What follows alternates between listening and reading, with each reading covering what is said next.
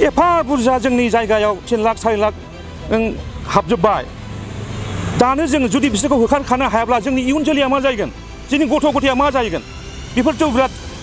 साननो गोनां ना दा बेफोरखौ जोंनि रायजो राजाफ्रा एसे सानदो नायदो इलेक्सनाव फैगासिनो दङ रायजो राजासो नोंसोरखौ दिनै बे बिटिसिआव EM GM CM खालामदों जुदि रायजो राजाफोरखौ गाज्रि मोननानै भट होआब्ला माबोरैथो नोंसोर नेक्स्ट EM GM CM जानो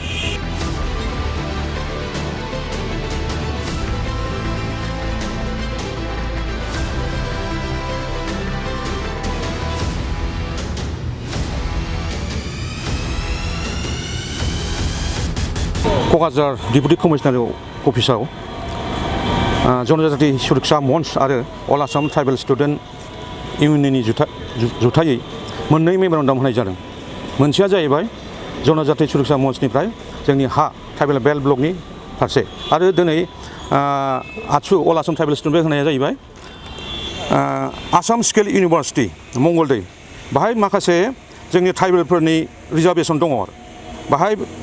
बिसोरो जोंनि ट्राइबेलनि रिजार्भेसन प्रफेसार होन स्टुडेन्टआनो होन बेखौ माने ST रिजार्भेसनखौ खालामनाय जायाखै आरो माने माखासे भायलेसन खालामनाय जादों बिनिखायनो जोङो दिनै DC थ्रयै जोङो नेशनेल कमिसन फर शिडिउल्ड ट्राइब बेजों लोगोसे Asian development bank director south Asian development bank Philippines थ्रयै जों हरनाय जादों आरो दा बेल' नङा जोंनि ट्राइबेलफ्रा गोबां बिथिङावनो प्रब्लेम जागासिनो दङ माने स्कलारशिपआनो हक बबेबा इडुकेसनाव माखासे सिटआनो हक अनेक प्रब्लेम जागासिनो दं दा बेनि सायाव माखासे जों मेम'रेन्डाम होबाय गासिबो डिटेल्सखौ बुंजोबनो हाला बेनि अनगायैबो दा जेनेबा दिनै ट्राइबेल बेल्ट ब्लकखौथ' अलरेडि धेमाजि लखिमपुराव सिफायखाबायानो आरो सिफायबाय जोंनि बेसेबां ट्राइबेल बेल्ट ब्लक दङ बाहाय नन प्रटेक्टेड क्लास मोनबा जाति जोंनि BTCआव गुरखा ओरै आफारावथ' मरान मथक गगय बिसोरखौ प्रटेक्ट क्लास खालामबाय आरो जोंनि बे ट्राइबेल बेल्ट ब्लकआव गासिबो नन ट्राइबेलखौ प्रटेक्टेड क्लास थायोबा जोंनो ट्राइबेल बेल्ट ब्लकखौ मानो नांगौ बे मोनसे कुइसन आरो अलरेडि खनले बुंबाय थायो आङो हाइ कर्टनिफ्रायथ' नों अर्डार हरखाबाय इभिक्सन खालामनांगौल'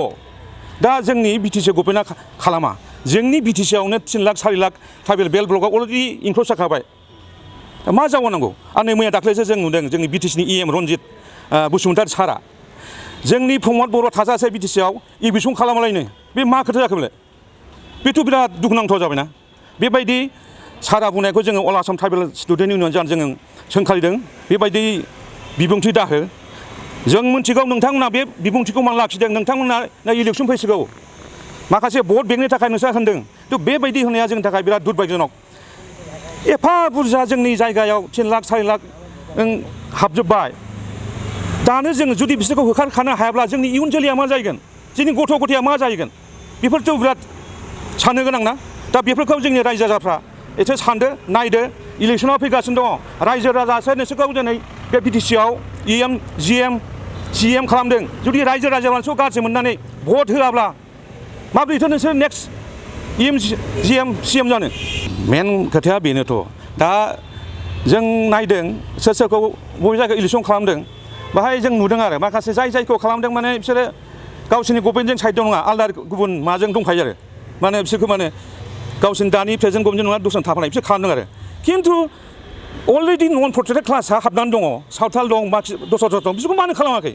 बेफोरथ' दुखुनांथावना साननांगौआ बिसो दा बेखायनो आं रायजो राजाखौ एसे सिन्था खालामदो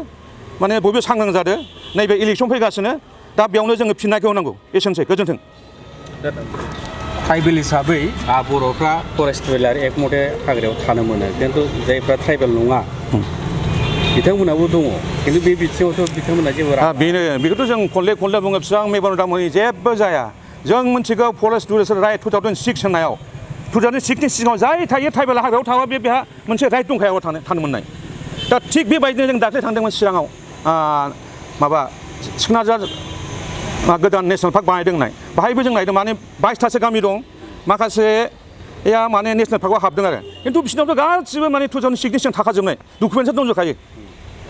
मा बेबायदि आरो माने दुखुनांथाव बेफोरनो आरो